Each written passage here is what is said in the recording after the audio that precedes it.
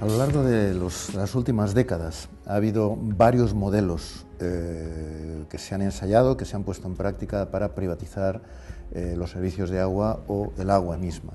El modelo que se ha extendido y que confrontamos a nivel mundial y que tiene el apoyo del Banco Mundial es el modelo francés, el llamado PPP, partenariado público-privado. No se privatiza el agua, no se privatizan los ríos, no se privatizan siquiera las infraestructuras necesariamente.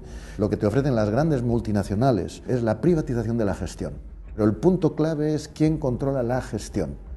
Lo que se argumenta es que hay que ser austeros.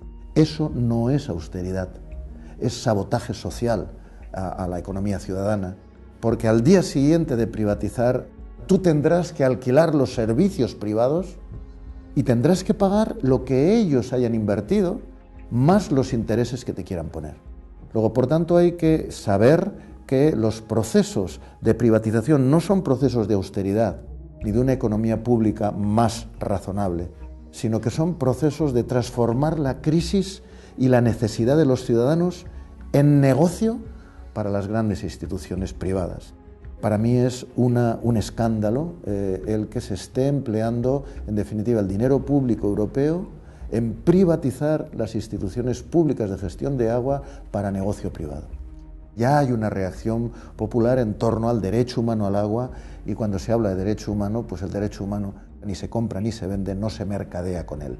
La necesidad del agua para vivir, como la del aire y como la de otras cosas muy básicas, es tan necesario que en la medida en que la conciencia social lo descubre, pasa a ser una reivindicación irrenunciable y se ganará. El derecho humano al agua no se está ganando por un compromiso ideológico, sino por una necesidad. Yo digo, otro mundo de ese tipo es posible, sencillamente porque es necesario. Y por tanto lo estamos haciendo posible ya.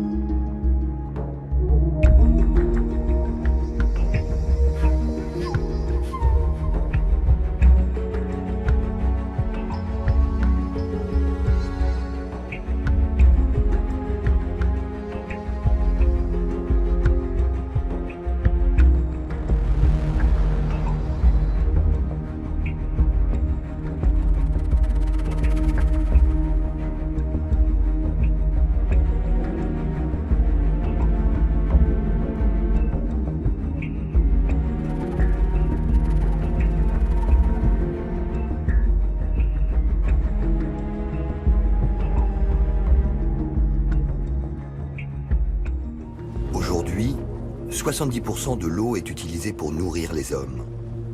Elle est devenue la ressource la plus convoitée de la planète. Le monde de la finance veut imposer sa révolution, augmenter le prix de l'eau et créer des marchés, comme celui du pétrole. La City, à Londres, le quartier général des banques en Europe. C'est ici que le mariage de la finance et de l'eau a débuté, il y a 30 ans. À l'origine, il s'agissait seulement d'attirer les capitaux privés. Et c'est Margaret Thatcher, alors Premier ministre, qui était à la baguette. What happened was the entire system, the entire physical system, as well as the concession, was sold to the private companies. One of the first things some of the companies did was to start cutting off water supply to people who hadn't paid their bills. One company, for example, disconnected 11,000 customers And as far as the company was concerned, they could stay disconnected. If they didn't pay their bills, they didn't get any water. But from the market perspective, that doesn't matter. The market couldn't care less if people die of cholera. Really, that's not their job. Their job is making money, and they've done that very well. Au début des années 2000, une nouvelle génération d'investisseurs débarque. On les appelle fonds de capital investissement ou fonds vautours. Ils sont pressés et n'ont de compte à rendre à personne. L'Australie, le continent le plus chaud de la planète, sur cette terre desséchée, les Australiens inaugurent la vie du monde de demain. Un monde où l'eau est devenue une ressource rare et chère. L'eau a été transformée en or. Elle s'achète et se vend d'un seul clic, grâce à un téléphone portable et une application connectée au marché, qui fonctionne 24 heures sur 24. Son prix varie chaque jour en fonction de l'offre et de la demande. Une fois la transaction enregistrée, les vannes des canaux d'irrigation s'ouvrent automatiquement et déversent les millions de litres aux clients qui peuvent payer. Il ne s'agit plus d'une ressource naturelle, mais d'une marchandise. Ils sont banquiers, assureurs, gérants de fonds de retraite et de fonds d'investissement, et prennent progressivement le contrôle de l'or bleu. Et si Wall Street s'emparait du modèle australien? Citigroup, l'une des plus grandes banques américaines, publie un rapport et annonce la fin de l'eau gratuite. Everybody sees this as an opportunity that will come. The question is just when and who will push it first and hardest. What would be their motivation in coming? Profits. While also, indirectly doing good for humanity. So it's the best of all possible worlds. What could be better? It's very amoral to trade water. Why would it be immoral to trade water? Because water is life. We pay for healthcare. Just because it's life doesn't mean it cannot be priced. Est-il encore temps d'arrêter l'OPA de la finance sur l'eau? Et si l'or bleu venait à remplacer l'or noir? Face à cette menace, une femme se dresse. Maud Barlow, une militante canadienne défenseur des droits de l'homme. To truly guarantee the human right to water, we must protect it as a public trust and a commons, not a commodity to be put on the open market for sale like oil and gas. And we must challenge the current power structures and institutions that support unequal access to the planet's dwindling water supplies. Our goal must be clean, affordable, accessible, public water for all, for everywhere, for all time.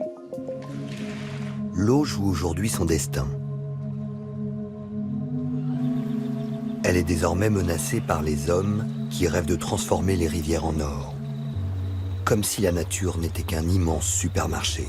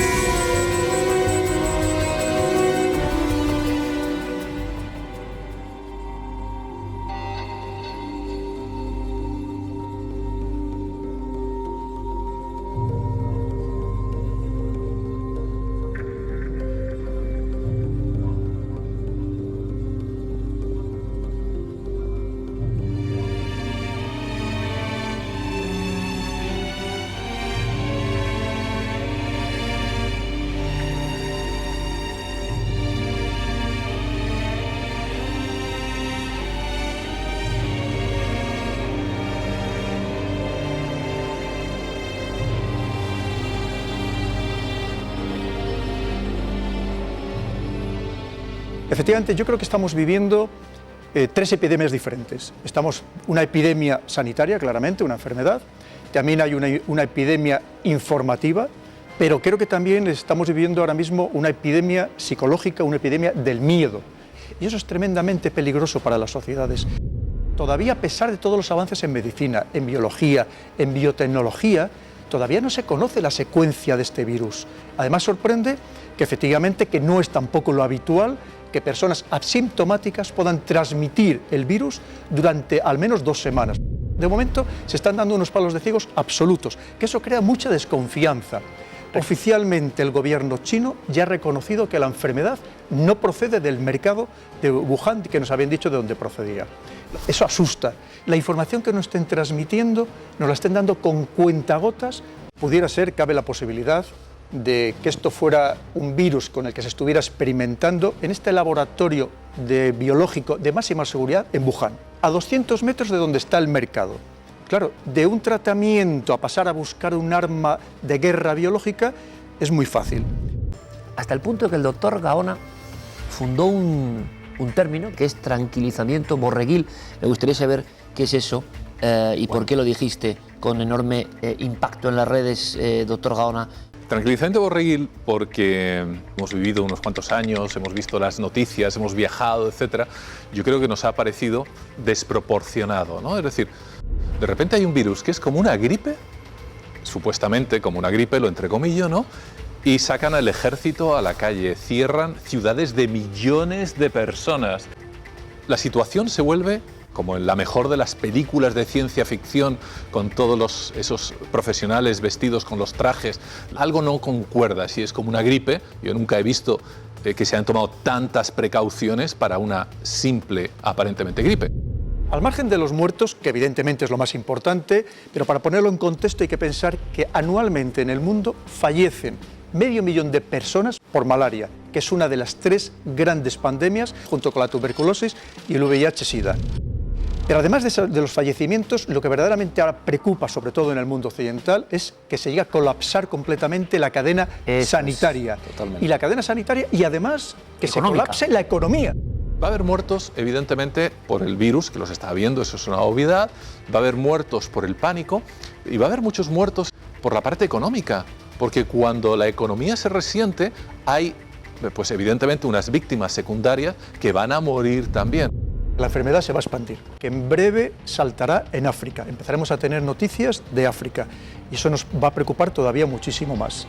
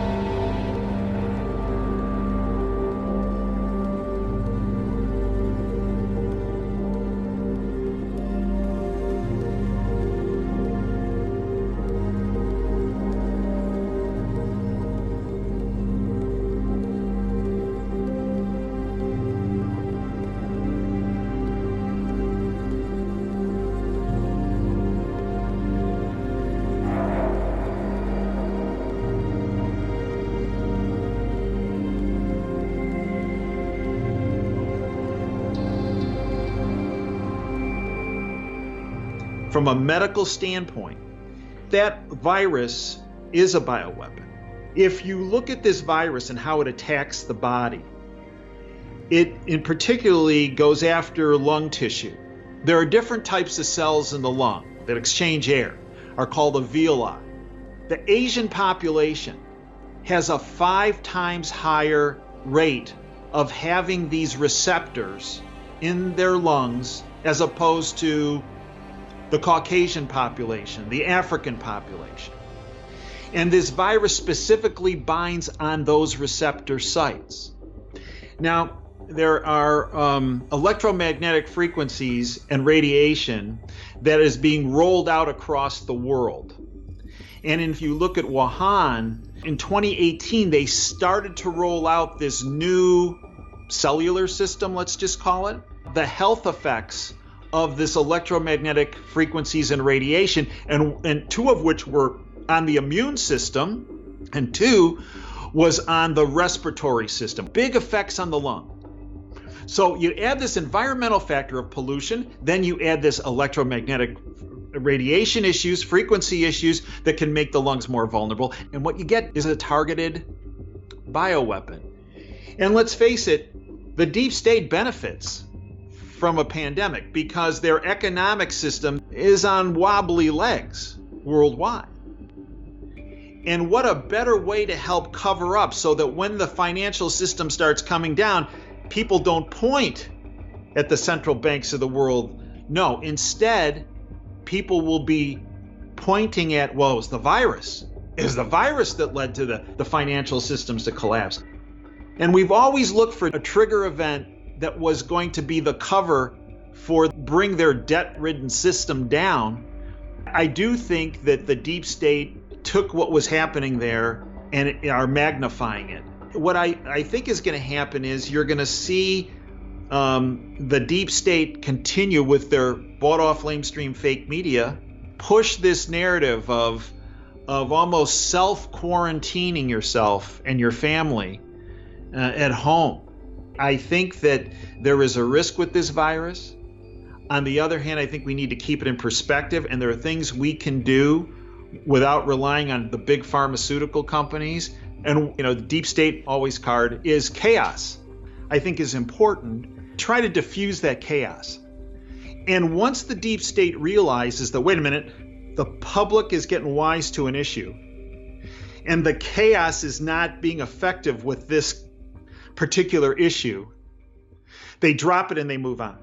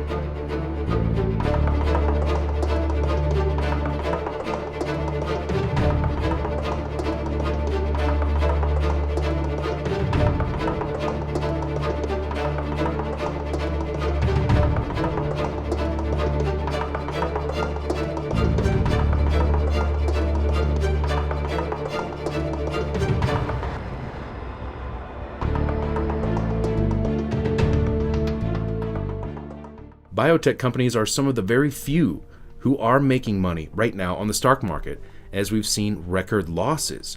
Johnson & Johnson has now partnered with the federal government to develop a coronavirus vaccine, and wouldn't you know it, Johnson & Johnson's stocks are currently in the green.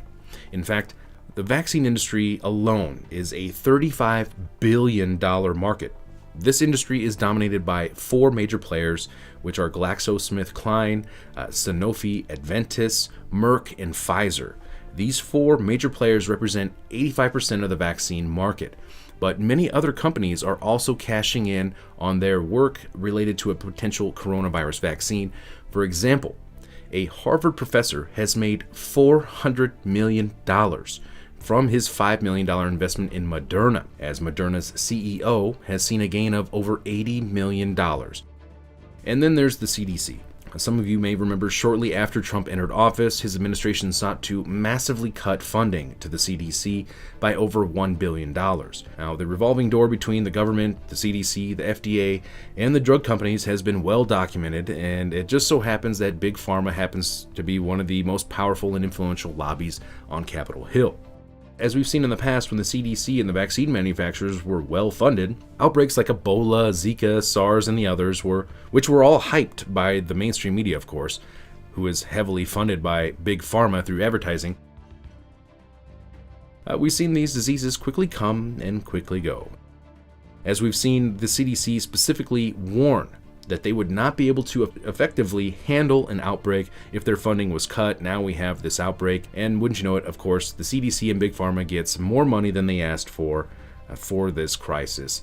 But fear not, the central banks also have a solution to all of our problems, as the World Bank has prepared $12 billion in financing, and the International Monetary Fund has also offered up $50 billion in financing for nations struggling to combat the coronavirus. This is exactly how these central banks have been conquering nations without firing a shot for decades,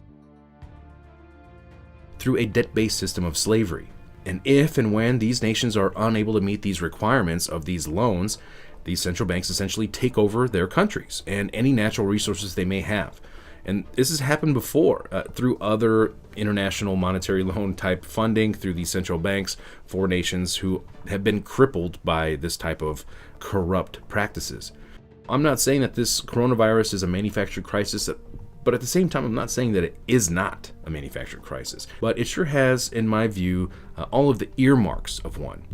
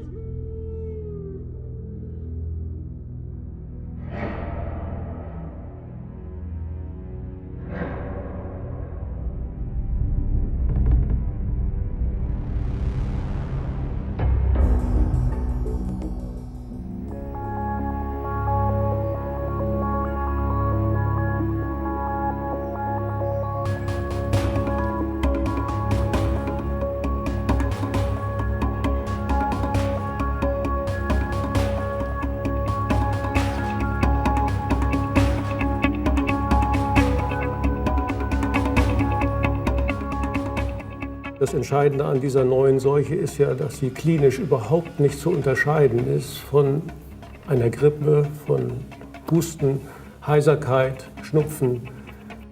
Wie wir ja auch in den Medien hören, ist es so, dass junge, robuste Menschen ja gar nicht erkranken daran, müssen nur immer jetzt in Quarantäne. Das ist eigentlich das einzige Problem, was sie haben. Was ja jetzt im Moment in China passiert, jetzt in Italien, in den Städten. Völlig abwegiges Verhalten aus meiner Sicht, aber das sind die Seuchenbestimmungen der CDC, also der obersten Seuchenzentrale der Vereinigten Staaten, die das bestimmen. Corona ist im Grunde nichts weiter als eine neue Testseuche. Das heißt, wir produzieren testpositive Menschen und eine scheinbare Epidemie. Und immer sterben Patienten an Lungenentzündung.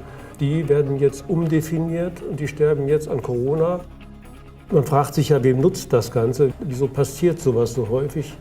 Und da bin ich mittlerweile sicher, dass es daran liegt, dass die Zeit der großen Seuchen eigentlich vorbei ist und diese ganzen Seucheninstitute, die wir immer noch haben, eigentlich überflüssig sind. Die CDC, also die brauchen wir eigentlich schon lange nicht mehr. Die finden Seuchen nur noch da, wo Erdbeben oder sonst irgendwelche Naturkatastrophen passieren oder in Kriegsgebieten oder sowas. Also Sie meinen, die inszenieren ihre eigene Daseinsberechtigung? So ist es. Wenn die Feuerwehr nichts zu tun hat, was macht sie dann? Fängt an zu zünden. Sie brauchen nur aufhören mit dem Test, dann ist die Seuche weg.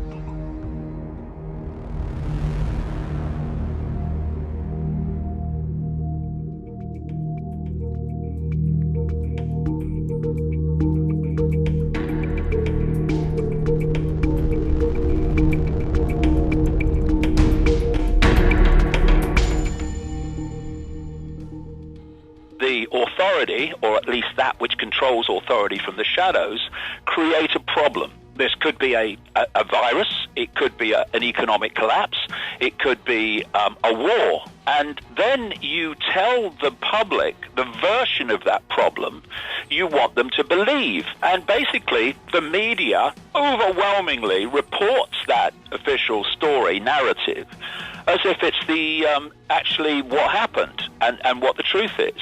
And what they're looking for at stage 2 is a reaction from the public, a reaction of fear, of outrage, depending on what the problem is. Part of that outrage is that that which has covertly created the problem blames someone else for it. And then you go to the final stage where, as a result of the problem and the public reaction do something, you then offer openly the solution to the problem you've created. These opportunities, justified by the problem of the virus, to actually impose tremendous state control on the population. In the end, this whole conspiracy is a psychological game. Not only will you be able to use this virus to impose more and more draconian control, you're going to get much of the population to demand that you do it because we need to do anything, just protect us. If you want to know what the plan is for the West tomorrow, then look at China today. Now you've got an incredibly authoritarian society there, which is the blueprint for the West. There is a situation there called a social credit system. This is planned for the West, have no doubt, if we don't wake up fast. They are planning a massive economic crash because what they want is a completely new economic order and economic system, at not least one that would be completely globally cashless. And they're even using the coronavirus now, the World Health Organization, to demonize money, saying, don't use cash because it could pass on the virus. At the moment, if you go into a store and you hand over cash or hand over a credit card and the computer won't accept your credit card, well, you can still pay cash. But when there is no cash and there's only digital money, when the computer says no, how are you going to purchase? There's no way you can. It's all about control.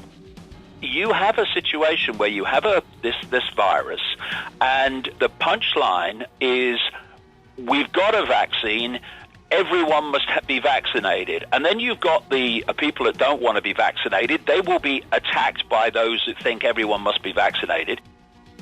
And the question is, what's in the vaccination?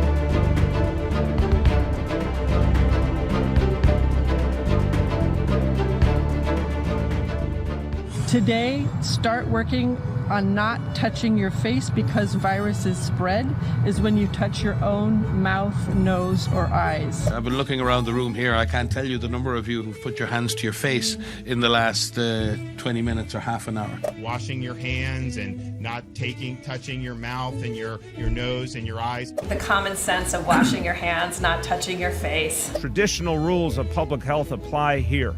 Just be smart. Vietnam produced this incredible public information video.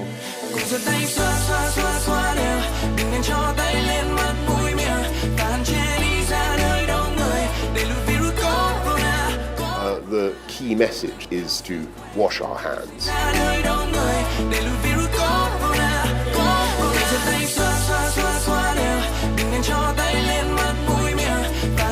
Just be smart. Happy birthday to you. Happy birthday, dear Mologic. Thank you very much. Happy birthday to you.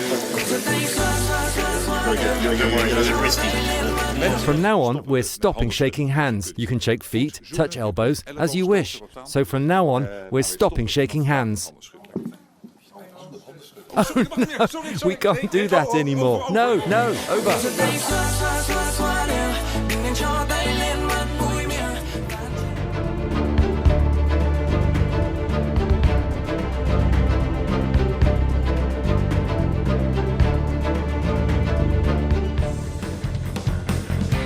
Coronavirus is here, so whatever you do, don't panic. Supermarket shelves wiped clean of toilet paper. A toilet paper panic. And there wasn't a toilet roll in sight. Toilet paper panic. Toilet paper crackdown. Panic around the world. Toilet paper are running out. How should we deal with the anxiety? Keep calm and buy toilet paper. You do not need to buy more toilet paper. No. Ha! Easy for them to say. Have they seen the pictures? Oh my God, there's no more toilet paper. Oh my God, there's no more toilet paper. Oh my God, there's no more toilet paper. Hey, what? Oh my God, there's no more toilet paper. No more toilet paper. No more toilet paper. No more toilet paper. No more toilet paper. Yes, it's chaos, or even pandemonium. Get it?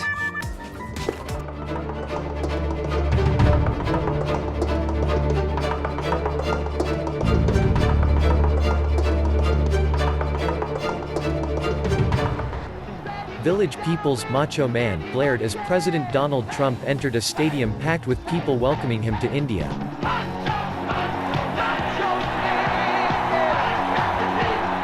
India welcomes us at the world's largest cricket stadium right here in Ahmedabad. In Ahmedabad. Namaste. Namaste. Namaste, Trump. Namaste. Namaste. You are making impressive strides with your exciting Chandrayaan. Chandrayaan. Prime Minister Modi, you are not just the pride of Gujarat. Gujarat. He started out by his father's side as a Chihuahua. As a Chihuahua. As the great religious teacher, Swami Vivekanand. Swami Vivekanand. Ding, ding, ding, ding, ding, ding, ding, ding. So beautiful.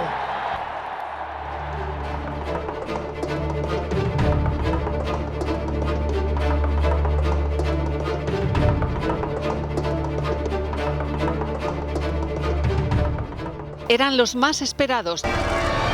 Llegaron entre aplausos y flashes. Meghan lucía un modelo verde, el color de la esperanza, en su último acto como miembro de la Casa Real que celebraba el Día de la Commonwealth. Todos fueron llegando a la abadía de Westminster y el coronavirus cambiaba la forma de saludar de algunos miembros de la familia. Aunque no para Meghan, que se mostró muy cercana. Dentro, en la iglesia, los Cambridge delante y los Sussex detrás, y como ven, sin intercambiar ni una sola palabra. Y llegó la reina. Comienza así una cuenta atrás que terminará el próximo 31 de marzo.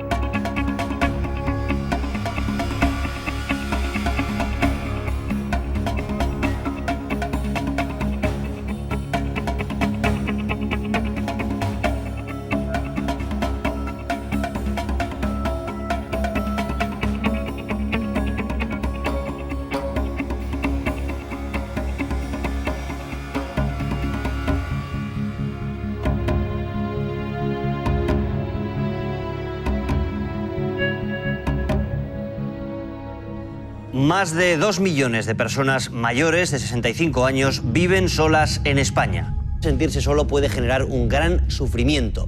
Combatir la soledad no deseada podría convertirse en uno de los grandes retos de este siglo en las sociedades modernas. Eso se debe a muchas cosas, pero la principal es que hemos pasado de la vida en comunidades pequeñas a la vida en grandes ciudades. Antes, en el pueblo, todos estaban juntos. El pasar de la comunidad pequeña del pueblo a la ciudad le desarraiga. Lo que hay que buscar es las alternativas. Antes era la familia lo que le daba a uno esa protección, esa cobertura, ese acompañamiento de no sentirse solo. Pues ahora hay que buscar en la sociedad. Yo creo que la gente mayor está muy olvidada. Tienen sentimientos, tienen cabeza y mucha experiencia que transmitir. Y eso lo tenemos todos muy olvidado. Yo creo que eso es muy importante. Bueno, la sociedad tiene una obligación con la gente mayor. Los voluntarios valen un pero, valen mucho, mucho, porque encuentras de todo, mucho cariño y te animan. Pienso, primero, mientras tenga vida, tengo que luchar, ¿no? Los jóvenes también creo que se sienten solos, las personas de mediana edad, Pero sí que es verdad que las personas con mayor edad, después de que se jubilan, no tienen nada más que quedarse en su casa, y el problema es que nosotros los jóvenes, con el tiempo que tenemos, podríamos ayudarles e intentar cambiar eso en esta sociedad. Puede ser que parezca una contradicción el hecho de que con la tecnología podamos estar más unidos, pero nos sintamos más solos. Y yo no creo que una persona esté solo a nivel físico. Yo pienso que una persona está solo a nivel emocional. Pues que no se siente escuchado, que no se siente apoyado por diversas cosas más. Y eso lo que hace, pues, ese calor que tenía antes el mundo, esa emoción, pues las caras y así, que todo se vaya menos. Hay muchos chavales que por culpa de la tecnología no tienen esos recursos de poder salir a la calle y hacer amigos, porque no han vivido sabiendo relacionarse de otra manera que no sea internet. Y eso también es malo. Tenemos el WhatsApp, tenemos el Facebook, tenemos el Twitter, tenemos el teléfono para llamar, pero al final yo creo que lo importante es verse a la cara.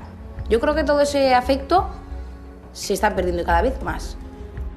Están cambiando cosas en nuestra sociedad. Vamos a sociedades más individualistas, más fragmentadas, menos comunitarias, y relaciones en las que el intercambio de apoyo, ayuda, cercanía emocional, etcétera, cada vez es menor. ¿Queremos tener sociedades en las que cada uno haga lo que quiere? ¿O queremos sociedades donde haya apoyo, donde haya cuidados, donde podamos reciprocar unos con otros? Porque si es lo que queremos, vamos a tener que invertir en eso, porque las fuerzas van hacia la fragmentación.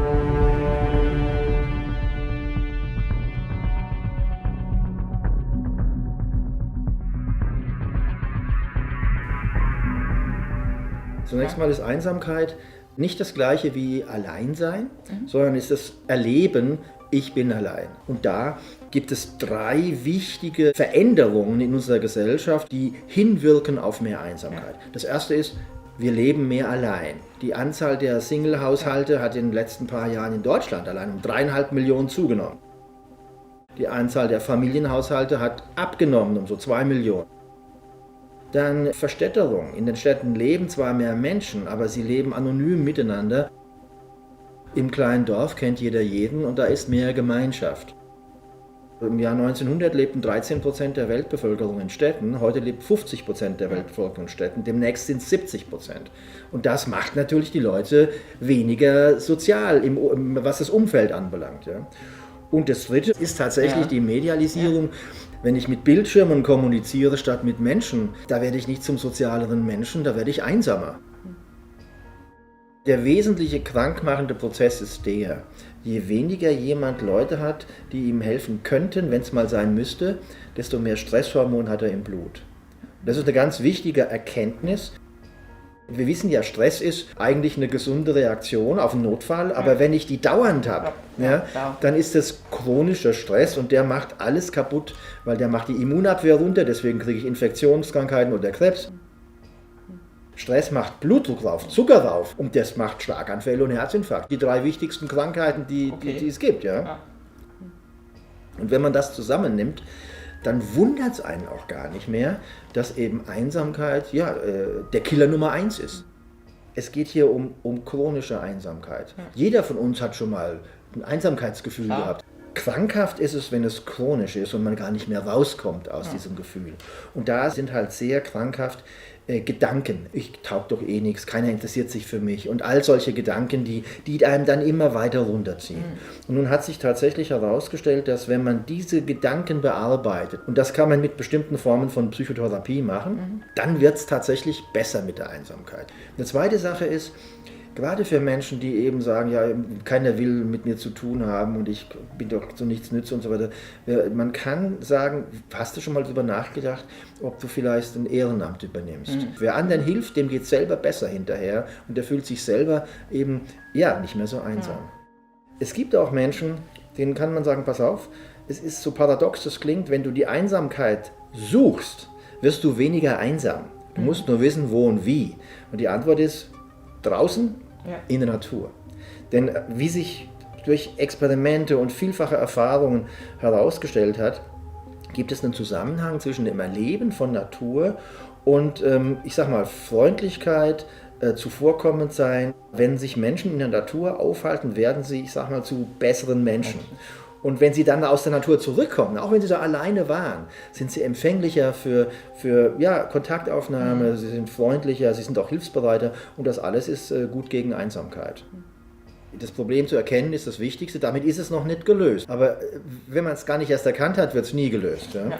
Und meine Hoffnung ist eben auch, dass sich bei uns gesamtgesellschaftlich schon ein bisschen was ändert. Dass wir tatsächlich uns nicht mehr in Betonbunkern vergraben, jeder für sich. Dass uns klar ist, es ist nicht ein gutes gesellschaftliches Modell, wenn immer mehr Leute einsam und einzeln erstmal leben und dann eben mit einer größeren Chance einsam werden.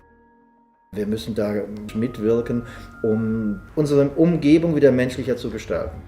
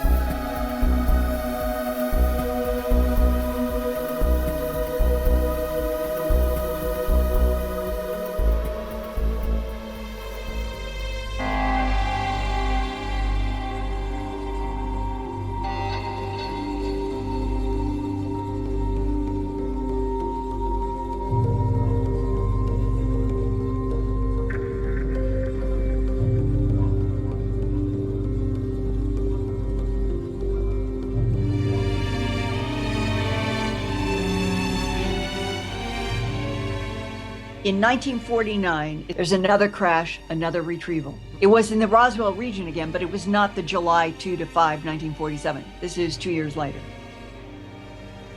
There was a Air Force captain amid the military group that are very efficiently handling this crash site because they've had so much experience. The captain had an agonizing cry come into his head. And the cry was as if it were a female, not screaming, but crying in pain. It stopped him in his tracks. He was so stunned that as he looked, he's looking at debris, he's looking at rocks, he's looking at dust. This was so compelling because when something's inside of your head, how would you have any relationship to where it is? And then the sound came a second time. And with it, as if whatever was making the sound took a hold of his very soul and his mind and body and made him look. And now he's staring into eyes. And he realizes, oh my God, the being was under debris. So the being knew they were not seeing it.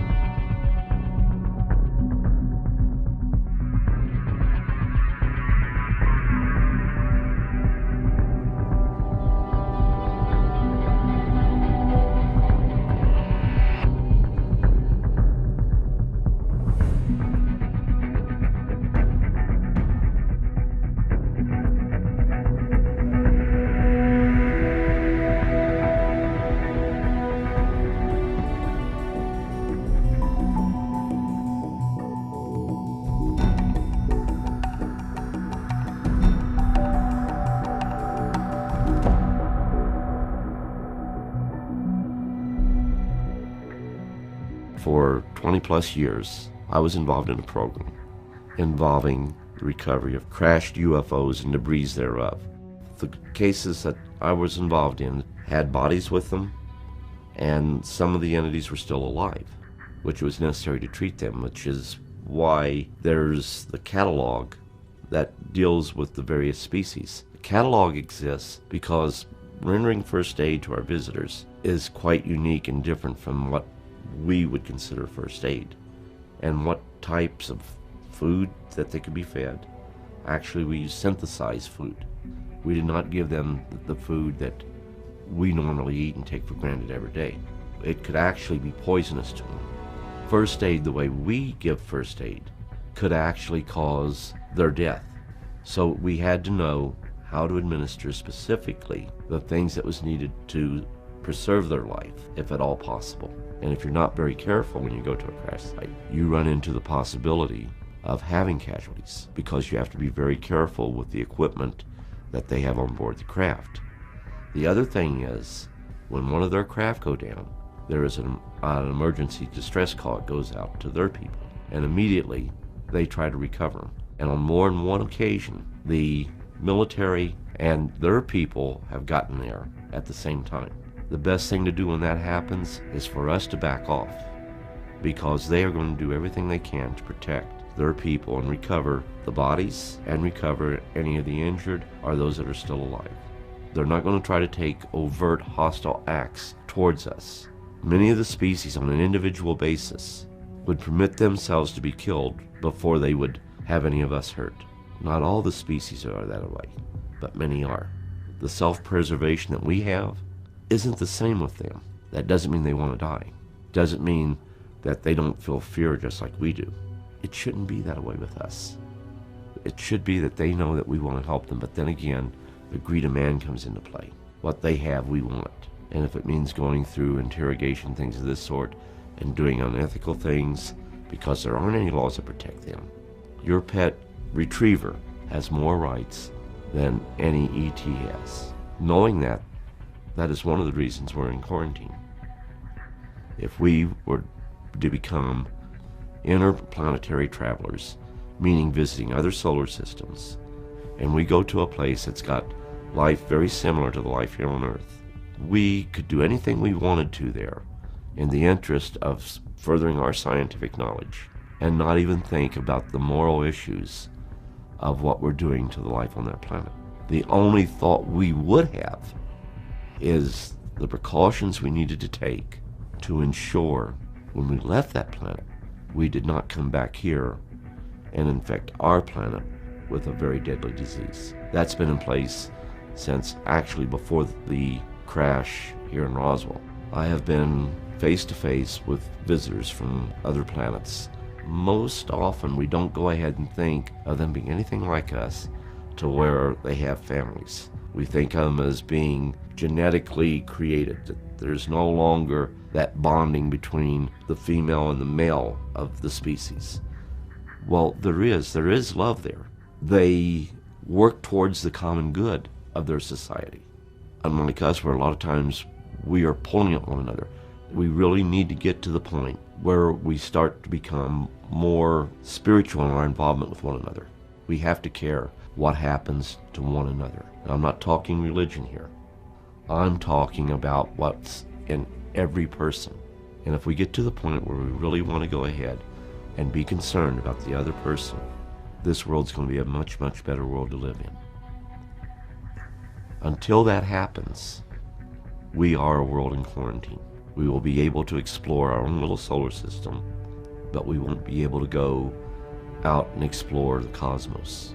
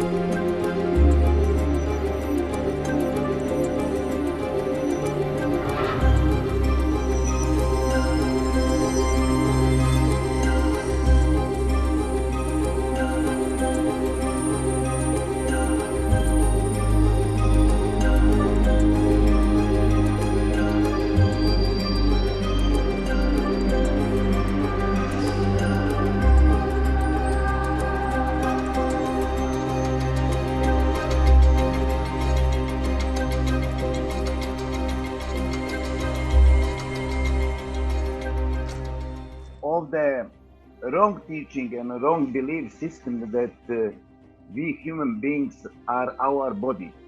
We are taught that we are our body. But it is very simple to find out the truth. If you ask yourself, why you used to say my body? Whenever you say my body, it follows logically that you are not your body, because body would never say to self, my body. It would say me. And that follows to the self-discovery, who you really are, what a kind of being you are, and what is your relation and how you move perception of your body. And that is huge truth. It is absolutely, it changes absolutely everything in your lives. Because when you understand that you are not mortal, that you are not body, that you cannot die, that you are infinite and eternal being, and everything what you do in your life, you are playing some role, because you are acting something. It is not real you. Real you is all there is. That is your soul, you soul, not your soul, but you soul. You are soul. You are a spiritual being, and you are mental being, and you are projecting everything what is on a physical plane mental. In other words, everything is happening within you. You are unlimited. You are the universal constant. You are all there is. What means you are one special desire, one special passion for the creative expression. In my humble opinion, the cardinal error in the science is omission of the creator from his creation, because you have official model of atom, an official model of universe, Big Bang, and there is nowhere created. Every piece of matter is actually condensed light, and now realization that every cell of my body is made of light rings centered by that divine intelligence, which responds to my consciousness, to my intent.